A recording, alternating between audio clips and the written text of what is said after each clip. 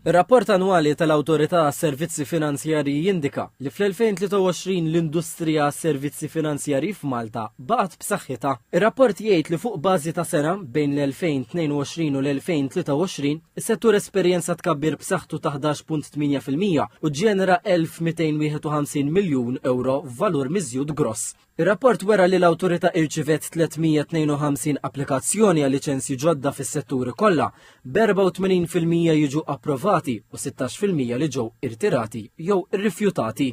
Is-sena li għaddiet kien hemm 18,100 impjegat fis-servizzi finanzjarji, żieda ta' kważi 6,500 f'ħames snin, f'industrija li qed toffri pagi tajba li huma ogħla mill-medja nazzjonali. Rapport juri l-isforzi tal-MFSA biex tħares l-interessi tal-konsumaturi permezz ta' sorveljanza tas-settur. Fl-2023 l-Awtorità wettqet 77 azzjoni ta' infurzar u imponiet b'444,800 euro f'multi. Innotat li l-akbar nuqqas kien dwar dokumenti li ġew ippreżentati wara żmien stipulat. Kien hemm 3 operaturi li kellhom il-liċenzja kkanċellata u ieħor li l-liċenzja tiegħu ġiet sospiża. Ma TVM News il-kap eżekuttiv tal-MFSA ta' ħafna pis li l-ħidma regolatorja li qed issir. Is-settur taħt kontroll għamlet il-fuq minn 1000 supervisor interventions, aħna nsejħulhom ġifieri huma ta' diversi tipi.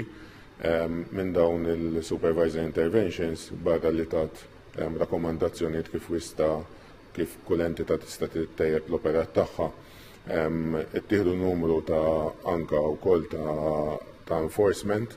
Hemmhekk kellna il-fuq minn 500 każ li ġie analizzat u ħadna il-fuq minn 70 intervazzjoni ta' enforcement fuq il-licensed entities tagħna. Il-kap eżekuttiv tal-MFSA qal li l-Awtorità komplit tinvesti fil-ħaddiema li rċivew b'aktar minn 27,000 sija ta' taħriġ, żieda ta' 29% fuq is-sena ta' qabel. Tinsaħħuh sabiex inkunu nistgħu nagħmlu x-xogħol tagħna b'mod iktar aħjar. Investejna fin-nies, investejna fil-riżorsi tekniċi, għamilna iktar xogħol in terms ta' konsultazzjoni mas-setturi mal-representative bodies biex nżommu komunikazzjoni b'mod kontinwu. L-Awtorità Servizzi Finanzjarji bbażata l-Imrieħel timpjega aktar minn 450 persuna.